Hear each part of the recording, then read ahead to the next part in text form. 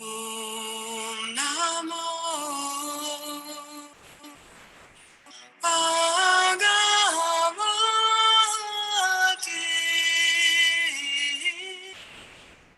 Vasudevaya.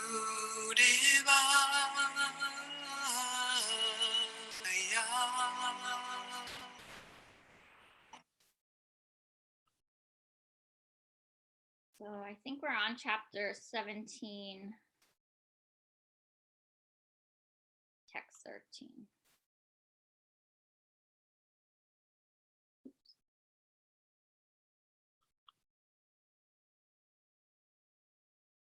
I mean, text 3. Why did I say 13? 17-3. I thought it was 4. Oh, 4?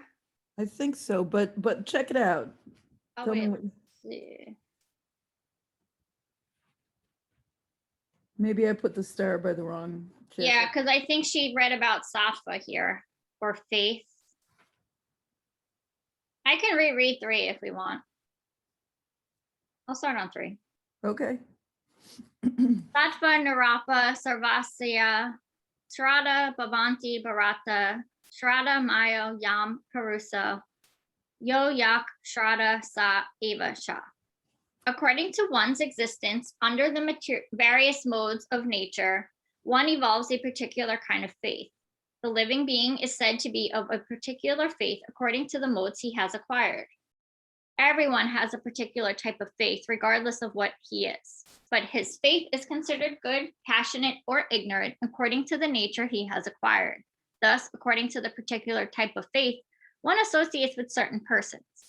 Now, the real fact is that every living being, as is stated in the 15th chapter, is originally the fragmental part and parcel of the Supreme Lord. Therefore, one is originally transcendental to all the modes of material nature.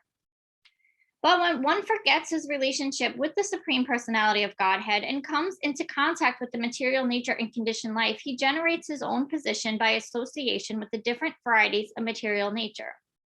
The resultant artificial faith and existence are only material. Although one may be conducted by some impression or some conception of life, still originally he is nirguna or transcendental. Therefore, one has to become cleansed of the material contamination that he has acquired in order to regain his relationship with the Supreme Lord. That is the only path back without fear, Krishna consciousness. If one is situated in Krishna consciousness, then that path is guaranteed for his elevation to the perfectional stage. If one does not take to this path of self-realization, then he is surely to be conducted by the influence of the modes of nature. The word sattva or faith is very significant in this verse. Sattva or faith always comes out of the works of goodness. One faith may be in a demigod or some created god or some mental concoction. It is supposed to be one's strong faith in something that is productive in the works of material goodness. But in material conditioned life, no works of material nature are completely purified. They are mixed. They are not in pure goodness. Pure goodness is transcendental. In purified goodness, one can understand the real nature of the Supreme Personality of Godhead. As long as one's faith is not completely in purified goodness, the faith is subject to contamination by any of the modes of material nature. The contaminated modes of material nature expand to the heart. Therefore, according to the position of the heart in contact with a particular mode of material nature, one's faith is established. It should be understood that if one's heart is in the mode of goodness, which is sattva, his faith is also the mode of goodness.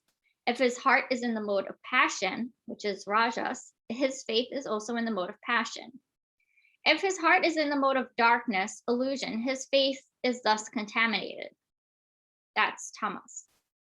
Thus, we find different types of faith in this world, and there are different types of religions due to different types of faith.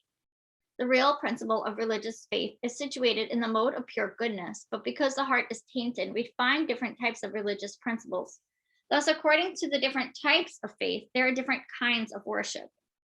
So the interesting thing about this is, and Sue, maybe you noticed it in your book too, they say the word sattva or faith. In my book, they don't use the word sattva. So I'm almost wondering if that's a typo, because in my book, they say the word shraddha, which is this word. I thought sattva was truth, Sattva is goodness. goodness. Well, I have, okay, so yeah, that's what it says here. Sattva is goodness. Yeah, so see at the beginning, it says shraddha, faith, but down here, they're saying the word sattva or faith. I almost wonder if, I don't know if sattva is interchangeable with faith. I thought sattva was, it says, oh, I guess because it's, or faith always comes out of the works of goodness. So I don't know. That part confused me. And that seems to be the quote unquote purest kind of faith. Yeah, so it looks like there's different kinds of faith, Yeah. but so shraddha is faith. So you can have tamasic faith or rajasic faith or sattvic faith. All right, text 4. Yajanti sattvika devan yaksa raksamsi rajasa pritan bhuta ganams kanye yajante tamasa jana. Men in the mode of goodness worship the demigods. Those in the mode of passion worship the demons, and those in the mode of ignorance worship ghosts and spirits. In this verse, the Supreme Personality of Godhead describes different kinds of worshipers according to their external activities. According to scriptural injunction, only the Supreme Personality of Godhead is worshipable. But those who are not very conversant with or faithful to the scriptural injunctions worship different objects according to their specific situations and modes of material nature. Those who are situated in goodness generally worship the demigods. The demigods include Brahma, Shiva, and others, such as Indra, Chandra, and the sun god. There are various demigods. Those in goodness worship a particular demigod for a particular purpose. Similarly, those who are in the mode of passion worship the demons. We recall that during the Second World War, a man in Kolkata worshiped Hitler because, thanks to the war, he had amassed a large amount of wealth by dealing in the black market.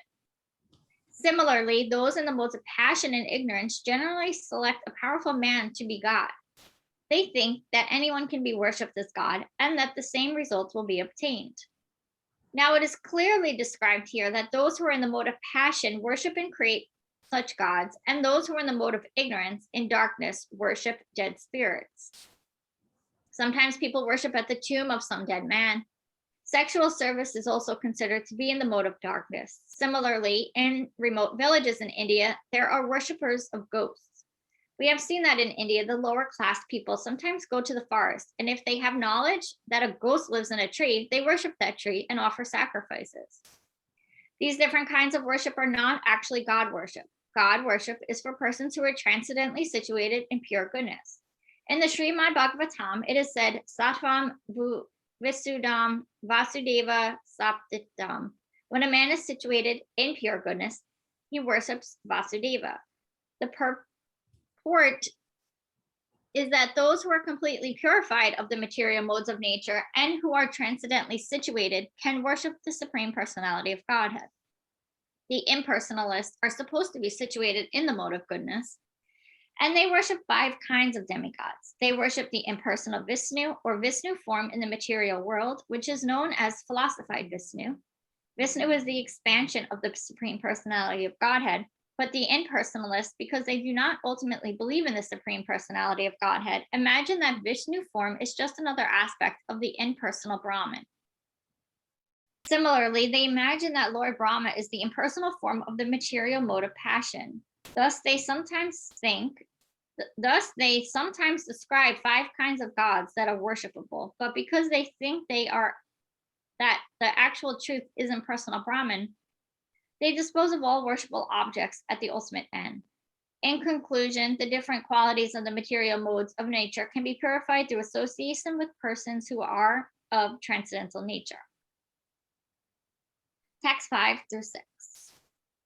Asatra vihitam goram tapyante ye tapo jana Hakara Samyukata Kama Raja Bala Vinta Karsayanta Sarira Sitam Bhuta Gramam Asit Tasa Mam Kavanta Sarira Sitam Tad Vidi Asura Niskayan.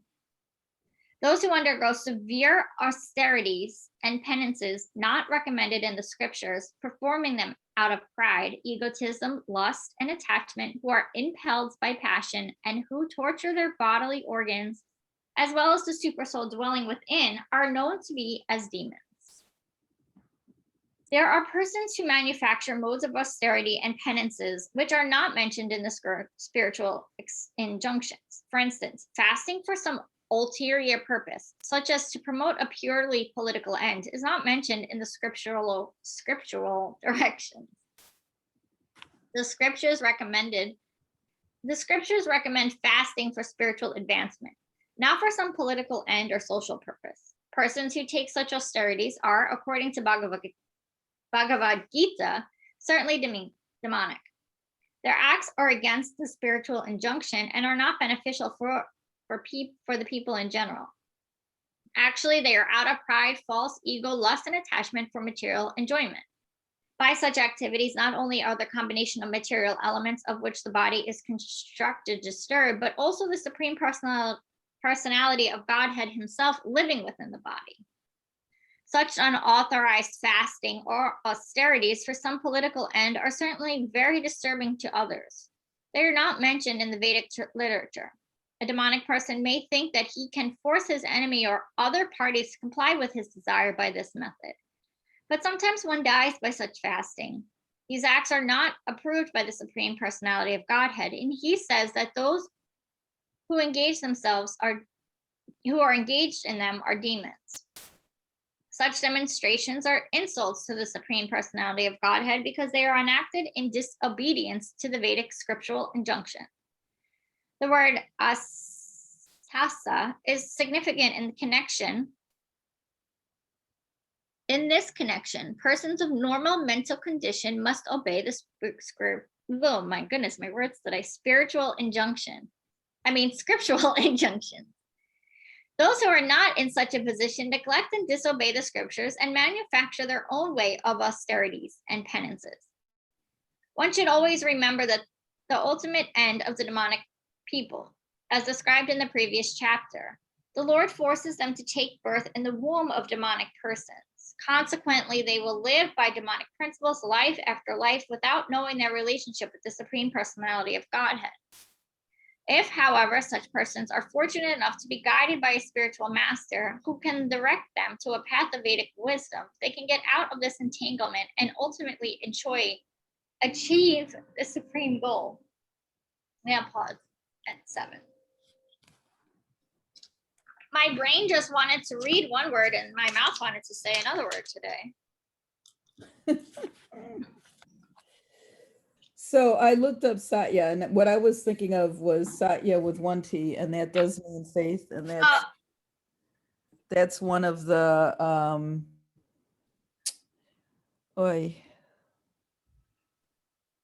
yamas. It's one of the 5 yamas.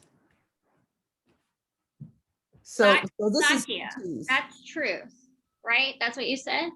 Yeah, I mean, yeah.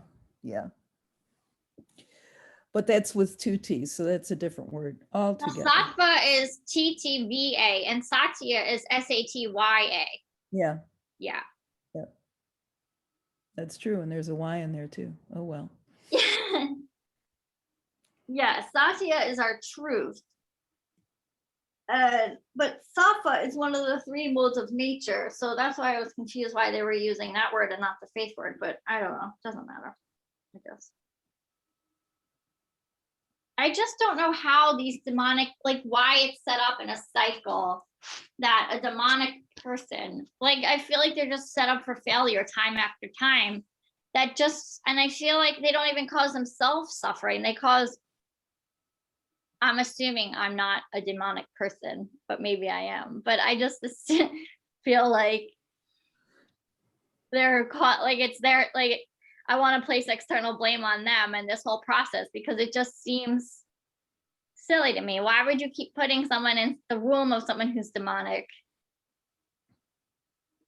Why not just put them in a different, like, give them a little boost? But I think there is a little, what he talks about, if you stumble upon a teacher who can help you to break the cycle, that's the boost. And I think, although it's not said directly this way, I keep on thinking this is punishment. This is punishment. You're being placed in a demonic person's womb and being born into a similarly bad situation again because you were demonic. And so you're going to have to suffer this over and over and over again until you luck out and happen to be paying attention at the same time somebody who is not demonic, it can help you, break into a different cycle. I see it as punishment, straight up punishment. I agree with you, but I feel like we also suffer, like people that aren't born of demonic, because we got to deal with these people. Yeah, they're suffering a lot and they bring suffering on to others, but I don't even know how much they're really suffering. Like, there's some people that are born into these families and they have no idea that they're demonic. They literally think that, like, the narcissist of the world, they like are not suffering. oh, you're wrong. I think narcissists suffer horribly because there can never be enough for them. And I don't think, number one, that demonic people are only narcissists, although I No, I agree don't with know you either. that a lot of narcissists fall into that category. I think they suffer terribly because there can never be enough. The reason why they're so narcissistic is that they're always going after more, more, more, and more. There Yeah, can you're right. never be enough. And thus you're miserable. You're I miserable. just don't know that they're aware that they're miserable. I guess that's what I'm thinking. And they cause so much, because they're not aware that they're suffering, they cause suffering for other people. I think they cause suffering for other people, whether or not they're aware. And I have to disagree. I've known a couple for a very long time, a couple of narcissists who were very miserable. And a part of it, I think a part of them causing misery to other people has to do with them being so They miserable. are miserable. I agree. I The ones I know don't realize they're miserable.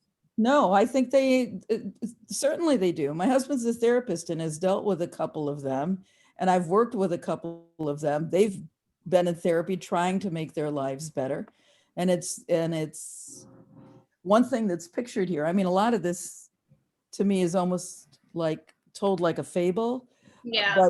But one thing that rings true is the cycle that doesn't seem to end, because I think it is, even if you're trying to do the work and if you have a good therapist, it's really hard to break out of that cycle. It's very hard.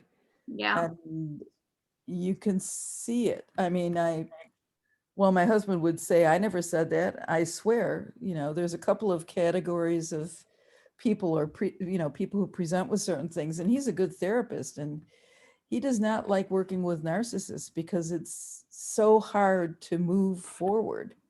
Mm-hmm. So, some of this kind of resonates. But I agree, it's almost, from if you're a God, if you're Krishna and you're placing somebody in that cycle over and over again, I mean, really, what are you doing there, Krishna? I agree with you. It's kind of like almost like no hope. Yeah.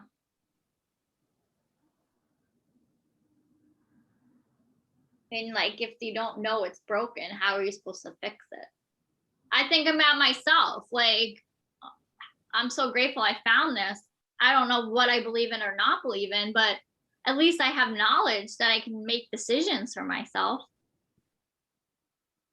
on what I want to believe in and not believe in, or how choose as a person I want to be, and break whatever cycles I was born into. Because please don't let me pick these parents again. I want to be a different family.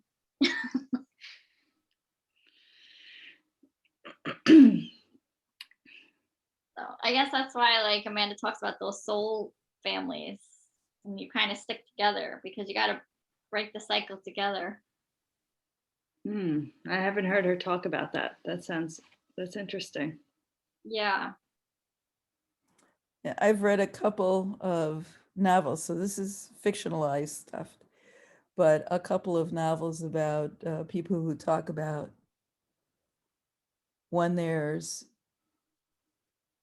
death and you go back to the bardo and you run into other members of your soul family, and you know how you struggle through the bardo together and then drop off into your various new lives where you might be connected, you might not Yeah. with them. You might be connected, but at 3 steps removed. And it's very interesting to read about. It's such an interesting thing because I still don't know exactly what I believe in. It's not that I don't believe in anything. I just don't fully believe in it, that I need to go preach it everywhere either. But like when you meet people, even just in the street, you just make eye contact and you're like, I feel like I know you. Like that feeling is so weird when you think about what we're learning. Like, because it's like maybe you do know that person, even though you've literally never met them. And it's kind of creepy to think about for me. Or people who if you go to work for a new organization and you go into the office or you go to whatever group meeting there is, and you feel drawn automatically to a couple of people, you know, you sometimes wonder, how does that happen? You know? I feel like it happens all the time at Rev. Like I went into that studio and I had went to 20 other studios on Long Island. And when I walked in there, I felt like I knew everyone. I felt like I had always belonged there. And Amanda says it happens all the time. She's like, and you walked in and like, we just knew you were going to be part of this community. It's just like such a weird thing. It's like maybe I was already connected. I don't know.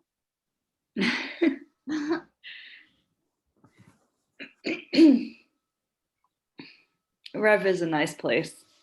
Yeah, but I'm not just saying it happens. That feeling could happen anywhere. It could happen at the workplace. Yeah. Happen like any. And everybody's drawn to something different, I think is what you're saying too. Yeah. It's like just honor that, and that's why I don't think it's good when people try to force things on another person. I never force yoga on people because sometimes yoga's, like their yoga could be taking a walk in the park, or you got to find what your version of your yoga is for you, that's going to let you connect you to yourself. Maybe it's surfing or paddleboarding or whatever, looking at art at MoMA.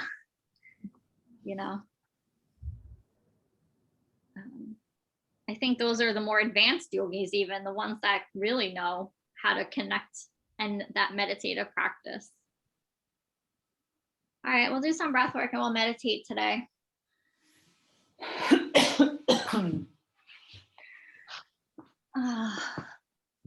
Nice and small, taking a few breaths in through the nose and out through the nose.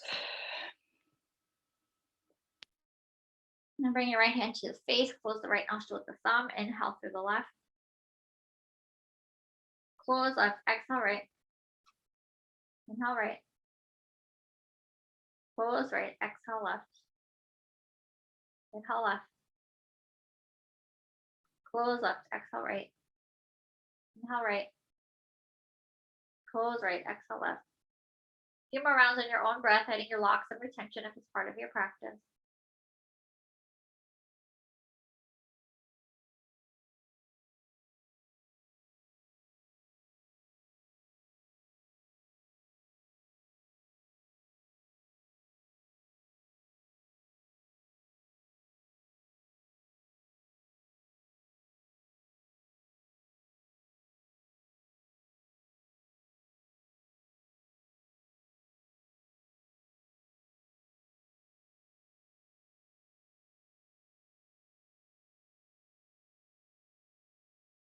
When you feel ready, you'll exhale at the left side. I'm setting the timer and you'll join us when you're ready.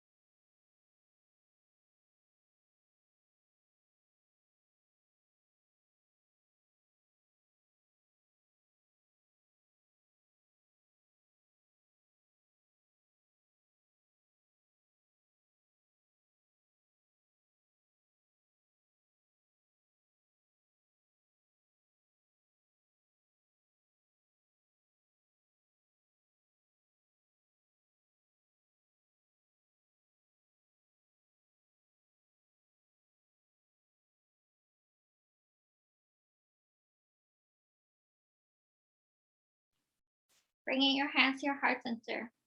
Namaste. Have a beautiful day. You too. See you tomorrow.